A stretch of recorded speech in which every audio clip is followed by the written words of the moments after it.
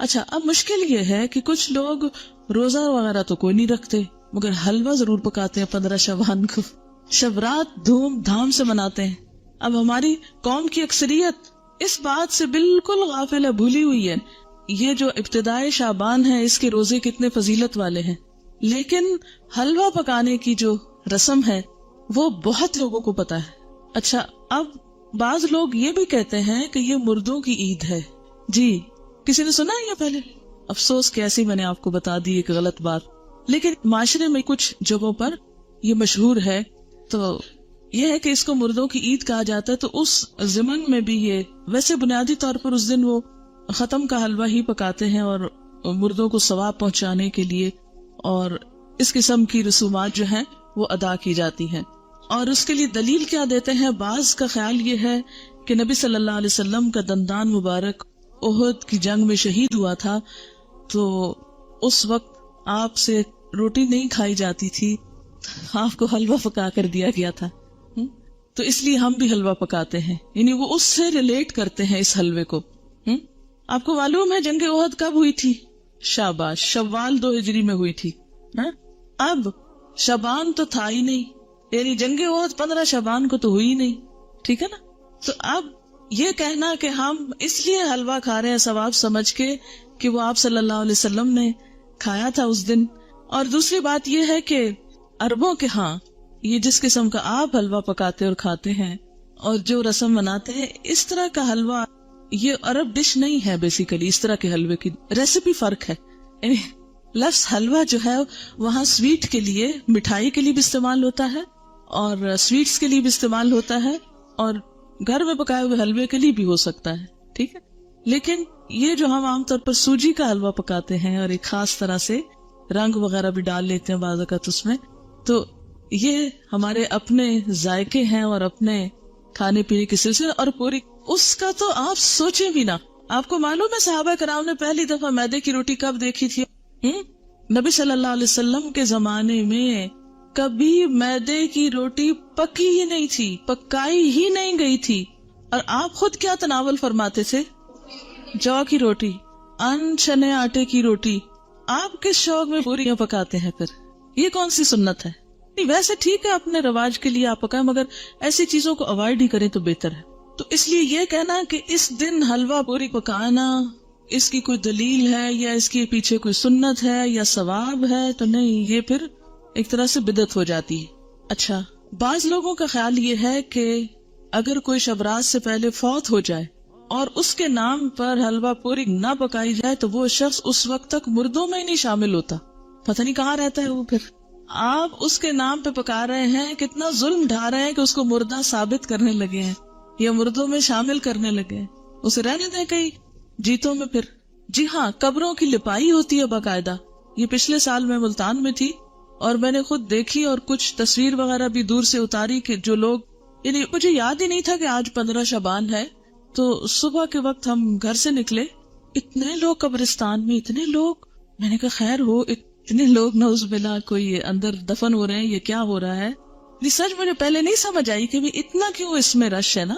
پھر تھوڑا سا ہم آگے گلی، وہ ہمارے ایک رشتے دار ہیں، ان کا گھر اس طرح ہے کہ جب ان کے گھر سے نکلتے تو گلی کے دائیں بائیں قبرستان ہے، پھر باہر مین سڑک پر آ جاتے ہیں تو پھر وہاں سے بھی نظر آتا ہے. جب ہم گلی سے نکل کے مین سڑک پہ پہنچے تو وہاں ایک سبیل لگی ہوئی تھی، تو اس سے پتا چلا کہ یہ عید کی طرح کا کوئی موقع ہے. اور پھر لوگ باقاعدہ لپائی کر رہے تھے، بچے بھی اور بڑے بھی قبریں لیپ رہے تھے اور پھر کو پھول ڈال رہے تھے اور کوئی رات کو وہ چراغاں کر رہے تھے. اب میں یہ سوچ رہی تھی کہ اگر ساری قوم سال میں ایک دن قبرستان کی صفائی کرنے لگتی ہے یا قبرستان میں جا کے لپائی اور اس پہ لگ جائے تو آپ دیکھیں کہ باقی کام کتنے رہ جائیں نا. اور پھر ہوتا کیا ہے، جب تک وارث جیتے ہیں کوئی لپائی آ کے کر دیتا ہے، جب وہ بھی چلے جاتے ہیں تو ختم ہو جاتا ہے سلسلہ. اب قبروں کو پکا کرنا یا ان کی بار بار لپائی کرنا یہ بھی کوئی سنت نہیں ہے. قبروں کو اونچا کرنا اور ان کو بہت نمایاں کرنا اور ان کی بہت اس طرح کی کیئر کرنا جو ہے، اس کا ہمارے دین میں تصور نہیں ہے. مردوں کا احترام لازم ہے، اس کے لیے اچھی گہری قبر کھودنے کے لیے کہا گیا. کھود کے پھر اس کے سائڈ پر زمین کھود کے بغلی قبر کا بھی حکم آتا ہے.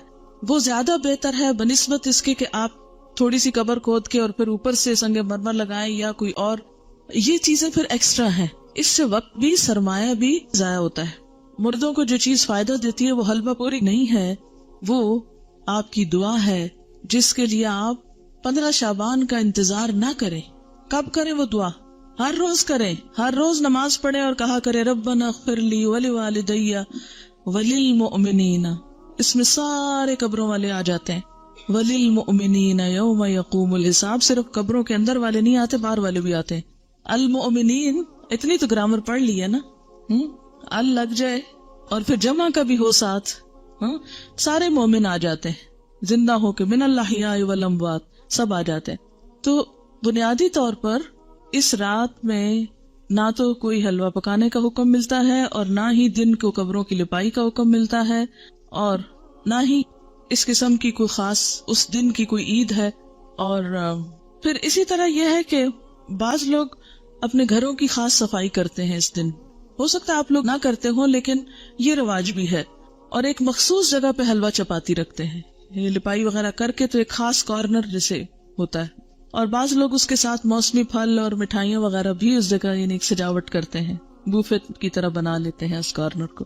اور پھر ساتھ یہ بھی کہتے ہیں کہ لبان اگر بتی بھی تھوڑی سی ساتھ جلاتے ہیں کہ یہ مردوں کی فاتحہ ہو رہی ہے. آپ دیکھیں کہ مردے کو کیا کیا چیز فائدہ دیتی ہے.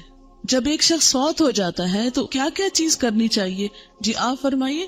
انسان قبر میں تنہا اترتا ہے، صرف ایک چیز ساتھ اترتی ہے اور وہ انسان کا اپنا عمل ہے. ٹھیک ہے، باقی 2 چیزیں واپس آ جاتی ہیں، اولاد اور مال. جیسے غلام وغیرہ ہو یا اور کوئی گاڑی جس پہ لے گئے اس کو، یا اس کے علاوہ بھی اگر کوئی چیز ہے تو یہ 2 چیزیں جو ہیں واپس آ جاتی ہیں، مال اور اولاد. باقی عمل ساتھ اترتا ہے. ایک چیز، صرف ایک چیز، اگر وہ تھوڑے بہت کمی بیشی ہے تو پیچھے والے اب اس کے حصے کے عمل تو نہیں کر سکتے، لیکن نمبر 1 دعا کر سکتے ہیں جو مردے کو فائدہ دے گی. اور اس کے لیے آپ اس دن سے دعا شروع کیجئے جس دن سے وہ فوت ہوا، اور ہر روز کیجئے، اور اس میں آپ دیر نہ کیجئے، کرتے رہیے. دوسری چیز، علم ينتفع به، ایسا علم جس سے لوگ فائدہ اٹھائیں، یعنی اس کے نام پر سے مراد یہ کہ اس کی طرف سے آپ کیا کریں، کسی بچے کو پڑھا دیں، کوئی اسکول بنوا دیں، کوئی کتابیں آپ لے کے لوگوں کو کوئی لائبریری میں رکھوا دیں، کوئی بھی علم کا کام، یا اس نے خود جو کچھ پڑھایا تھا اپنے اسٹوڈینٹس کو، یا کتابیں لکھی، یا کوئی اور اسی طرح کی چیز تیار کی. اور تیسری چیز جو اس کو فائدہ دیتی ہے وہ کیا ہے؟ صدقہ جاریہ. آپ اس کے لیے قربانی کریں، آپ اس کے لیے پیسے غریبوں کو دیں، مسکینوں کو کھانا کھلائیں، اس کی طرف سے صدقہ کر سکتے ہیں. ٹھیک ہے، لیکن خاص دن حلوہ پوری پکا کے، روشنی اگربتی جلا کے اور ایک خاص سٹائل میں یہ سب کرنا جو ہے، یہ نبی صلی اللہ علیہ وسلم کی ایسی کوئی سنت نہیں ہے، اور نہ ہی ایسا دین کو مشکل بنایا گیا ہے جو ہر شخص کے بس کی بات نہ ہو. یعنی ہمارا دین ایسا نہیں کہ کچھ لوگ تو اس پر عمل کر سکے اور کچھ اس پہ عمل کے قابل ہی نہ ہو. اب ہر شخص تو حلوہ پوری پکا نہیں سکتا. مثلا میں حلوہ تو شاید پکا لوں اگر پوری نہ پکا سکوں. آپ میں سے میرے خیال اکثریت روٹی بھی نہیں پکانا جانتی ہوگی. جب سے میں ہاسٹل میں رہ رہی ہوں تو میں نے اکثر لڑکیوں کی روٹی بنانی ٹیسٹ کی ہے، اور صحیح روٹی نہیں بنانی آتی، جو ہم میں سے ہر کوئی ہر روز کھاتا ہے. ہمارا اسٹیپل فوڈ ہے. کچی روٹی پکاتے ہیں، جلی بھی پکاتے ہیں، صحیح روٹی نہیں پکانی آتی. تو اب آپ دیکھیں کہ اگر روٹی نہیں بنانی آتی تو پوری کس کو بنانی آتی ہوگی. ٹھیک ہے نا. پھر اس کے بعد یہ ہے کہ ہر ایک کے پاس اتنے پیسے کہاں ہوتے ہیں کہ وہ حلوے کے لیے سب کچھ مہیا کر سکے. اور پھر آپ دیکھیے کہ حلوہ بھی پکانے کا صحیح طریقہ آنا چاہیے. کئی لوگ میں نے دیکھے ہیں کہ وہ کچا پکا سوجی کو کر کے اس میں یلو کلر ڈال کے، پانی ڈال کے اور کچی چینی ڈال کے حلوہ پکا کے رکھ دیتے ہیں جس سے پیٹ میں درد ہو جائے. حلوہ اس وقت اچھا پکتا ہے جب آپ کو سوجی بھوننی آتی ہو صحیح، اور وہ پیشنس مانگتا ہے، صبر. بہت ہلکی آنچ پہ کوئی کم از کم 1 گھنٹہ اگر آپ سوجی بنائیں پھر جا کر صحیح حلوہ بنتا ہے. سوجی بھوننے میں جلد بازی جو ہوتی ہے وہ کبھی بھی حلوے کو صحیح نہیں پکنے دیتی. ٹھیک، لیکن ہم ہر چیز میں انسٹنٹ فوڈ کے عادی ہو گئے، انسٹنٹ، جلدی، فوری، جس کے نتیجے میں ہم اب دوسروں کو بیمار تو نہ کریں ایسے حلوے کھلا کے. بعض اوقات دم بھی اس کا صحیح نہیں آنے دیتے، کچا ٹیسٹ آ رہا ہوتا ہے اس میں. آپ کو پتا ہے مکھڈی حلوہ جو ہوتا ہے وہ کیسے بنتا ہے؟ دیکھیں خواتین کا دل پسند ٹاپک ہے نا، تو کیا ہوا اگر ہم اس پہ ذرا سی بات کر لیں. کیسے بنتا ہے؟ کسی کو آتا ہے؟ ہاں بتائیے. ہاں کتنی دیر پکتا ہے؟ تھوڑا ہے. کوئی اور بتائے گا؟ اٹک کی طرف کا کون ہے آپ میں سے؟ کیونکہ اس طرف یہ مکھڈی حلوہ بنتا. ہاں بتائیں گے آپ کتنا ٹائم لگتا ہے مکھڈی حلوہ بننے میں؟ دیکھا، اب خالہ تک رہ گیا. دیکھا آپ نے سیکھا نہیں ہے. وہ ہوتا یہ ہے کہ سوجی کو پانی یا دودھ میں بھگوتے ہیں، پھر اس کو اتنا پکاتے ہیں کہ وہ دونوں پھر الگ ہوں. یعنی دودھ تو خیر الگ نہیں ہوتا، لیکن اس کا جو گھی ہے، گھی میں پکاتے نا، تو پھر وہ گھی اور وہ بالکل الگ الگ جب ہو جائے تو پھر اس کو چھوڑتے ہیں. اور تقریباً 6 گھنٹے تو اس میں لگ ہی جاتے ہیں اگر آپ صحیح پکانا چاہتے ہیں. ویسے تو 2 منٹ میں بھی آپ گھول کے گرم کر کے رکھ دیں. خیر یہ باتیں میں نے ضمناً ودن بریکٹس اس لیے کی ہیں کہ آپ سب بچیاں ہیں، خواتین ہیں، گھر والوں کی صحت کا انحصار آپ پر ہے. اگر آپ کو صحیح کھانا پکانا آتا ہوگا اور صبر بھی ساتھ آتا ہو تو پھر آپ کے گھر والے صحت مند ہوں گے، اور وہ صحت مند ہوں گے تو آپ کو دین کا کام کرنے کا وقت ملے گا. تو یہ جو صحیح کھانا پکانا آنا یہ بہت بڑی نعمت ہے، اور اس پر وقت لگائیں اور اس کو سیکھیں اپنے والدین اور خالہ وغیرہ سے، کیونکہ ایسا نہ ہو کہ یہ زبان تو ہماری جا ہی رہی ہے، ویسے آدھی اردو بولتے آدھی انگریزی بولتے. اب کھانوں میں بھی ہم نے کچھ چائنا سے منگا لیے ریسیپیز، کچھ ادھر ادھر سے. اب وہ کھانے کے سٹائل بھی بدلتے جا رہے ہیں. حالانکہ بیسٹ فوڈ جو ہے الحمدللہ ہمارے اس کانٹیننٹ کا ہے، کہ جو بہت اچھی طرح ویل کوکڈ اور ٹیسٹ کے حساب سے بھی اچھا ہوتا ہے. لیکن افسوس یہ کہ اب ہم آؤٹ ڈور ایٹنگ کے اتنے عادی ہو گئے ہیں کہ ہمیں گھر میں پکانا اچھا ہی نہیں لگتا نا. اور اکثر لڑکیوں کو یہ کہتے سنا گیا آئی ہیٹ کوکنگ. دین والی کوئی لڑکی یہ زبان سے بات نہ نکالے، ٹھیک ہے؟ کیوں نہ نکالے؟ وجہ آپ کو پتا ہے کہ کھانا کھلانا کون سے کاموں میں سے؟ جی ہاں، تو یہ صرف غریب کو کھانا کھلانا نہیں، اپنے گھر کے غریبوں کو کھلانا جو ہے وہ بھی ایک بہت بڑی نیکی کا کام ہے. تو ہیٹ کوکنگ کہنے کی بجائے، لیکن اعتدال اس میں بھی، یہ نہیں کہ پھر آپ کچن سے نہ نکلیں.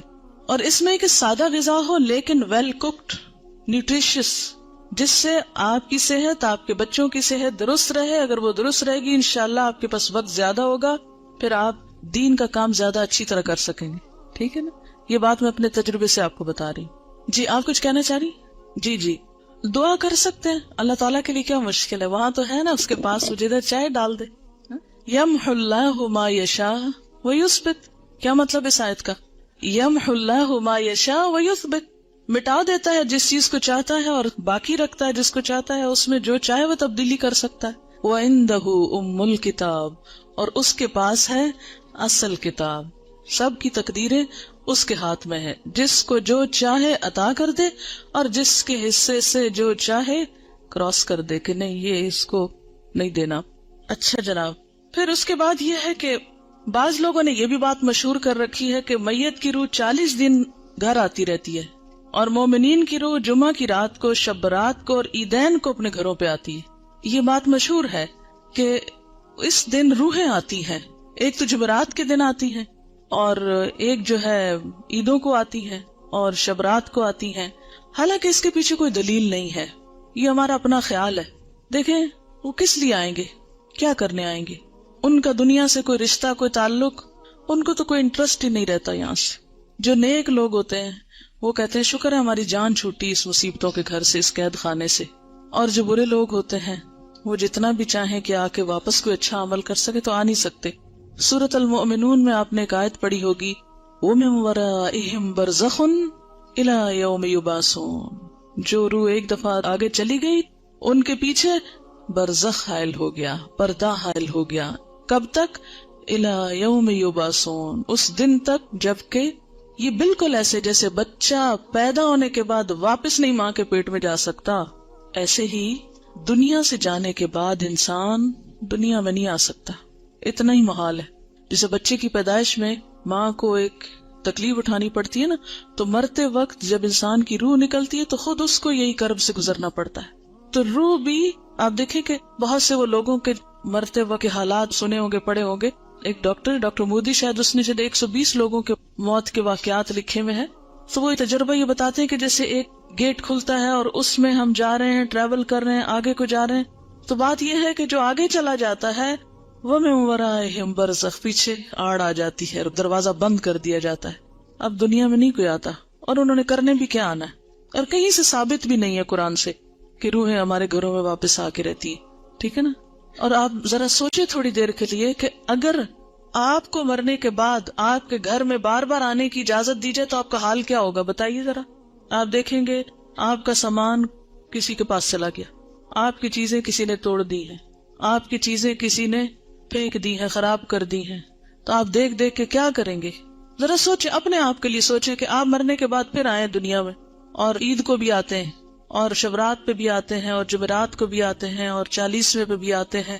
تو پھر آ کے آپ کیا کرتے ہیں؟ کیا کریں گے آ کے؟ کتنی حسرتیں ہوں گی نا.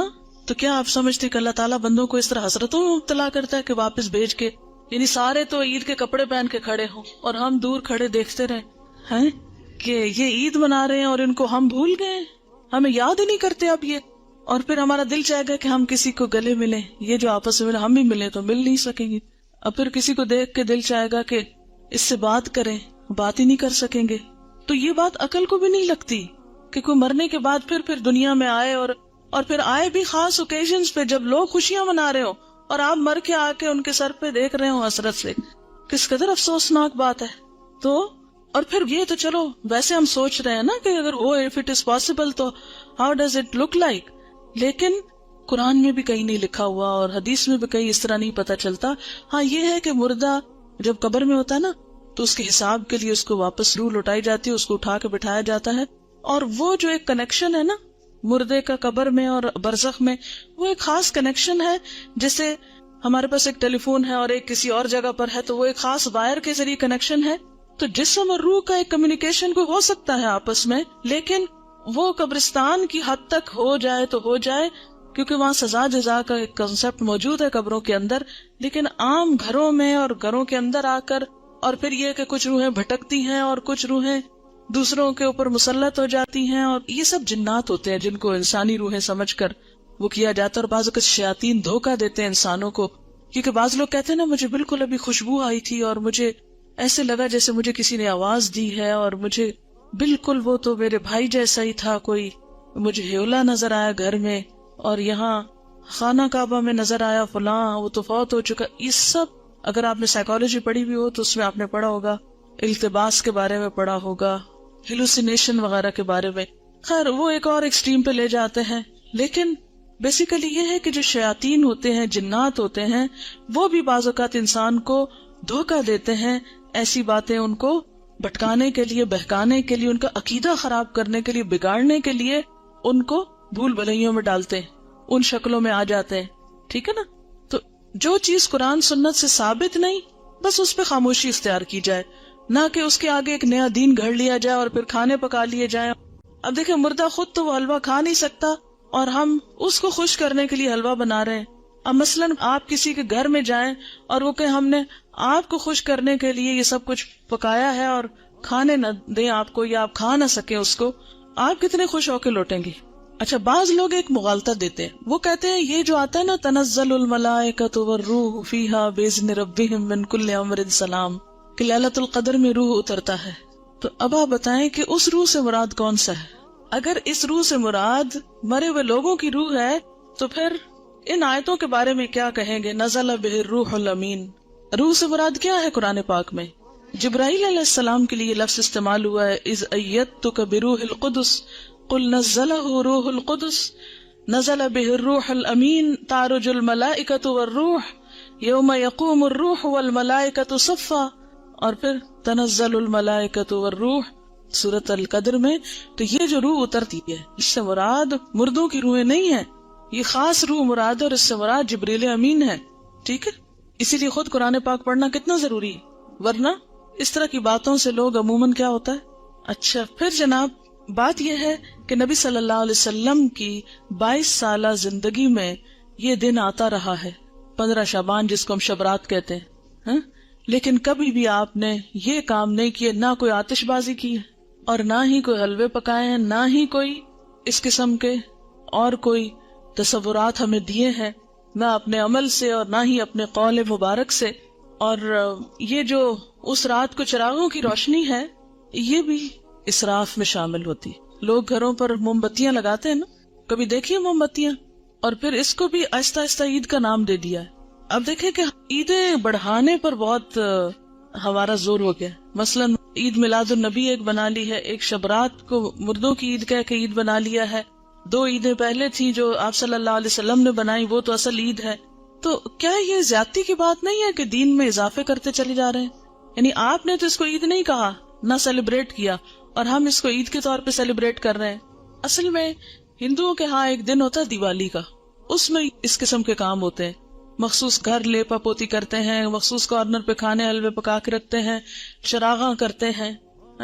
اب ہمیں اسلام میں آ کر کچھ اس قسم کے فنکشنز کرنے تھے اور کچھ ایسے ہمیں آلٹرنیٹ تلاش کرنے تھے، تو وہ ہم نے اس شکل میں کر لی. کیونکہ ہم لوگ بیسیکلی تو سب یہاں جو ہمارے آبا و اجداد ہیں وہ ہندوؤں سے مسلمان ہوئے نا، یا سکھوں سے مسلمان ہوئے. کیونکہ اس علاقے کے لوگ جو ہیں بنیادی طور پر یہاں کا جو ہندوازم ہے یہ قدیم ترین مذہب ہے اس علاقے کا.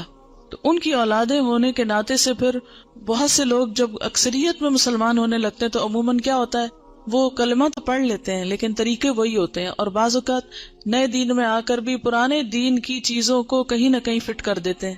جیسے نئے گھر میں آپ جاتے ہیں تو پچھلے گھر کی چیزیں کہیں نہ کہیں لٹکا دیتے ہیں، کوئی ادھر کوئی ادھر. تو یہی کچھ ہمارے ساتھ بھی ہوا ہے. اور پھر یہ ہے کہ آتش بازی جو ہے اس میں جان کا نقصان بھی ہے، مال کا نقصان بھی ہے. ویسے بھی خطرہ ہے کہ کسی کو آگ لگ نہ جائے، یا خاص طور پر جو فائر ورکس کرتے ہیں. یہ تھی چند باتیں جو اس حوالے سے آپ سے کرنا تھی. اس کے ساتھ ہی جو کچھ کوشچنز ہیں میں ان کے جواب دے دیتی ہوں. ایک اور غلط فہمی بھی اس دن کے بارے میں ہے جس کا ذکر کرنا ضروری ہے. بہت سے لوگ یہ سمجھتے ہیں کہ اس رات کو تقدیر کے فیصلے ہوتے ہیں، 15ویں شعبان کو، ٹھیک ہے، کہ تقدیر لکھی جاتی ہے، اور اس کو کر دیتے ہیں مکس کس کے ساتھ؟ لیلۃ القدر کے ساتھ. لیلۃ القدر جو ہے وہ رمضان کی رات ہے. قدر کا کیا معنی ہے؟ نمبر 1 تقدیر، نمبر 2 اندازہ، نمبر 3 تنگ ہونا. اس رات اتنے فرشتے اترتے ہیں کہ زمین تنگ ہو جاتی ہے ان کے لیے. نمبر 2 یہ کہ وہ بڑی قدر و قیمت والی رات ہے کہ قرآن نازل ہوا تھا، انا انزلناہ فی لیلۃ القدر. اچھا، تیسری بات یہ ہے کہ اس لیلۃ القدر میں تقدیر جو ہے بندوں کی وہ فرشتوں کے حوالے کی جاتی ہے. تنزل الملائکۃ والروح فیہا باذن ربہم من کل امر. تو سارے امور جو ہے زمین پہ جن کی ایگزیکیوشن ہونی ہے وہ فرشتوں کے سپرد، یعنی سال کا بجٹ دیا جاتا ہے. یہ سارے کام رمضان کے آخری عشرے کی کسی ایک طاق رات کو ہوتے ہیں جس کو لیلۃ القدر کہا جاتا ہے. یہ 15 شعبان کو نہیں ہوتے.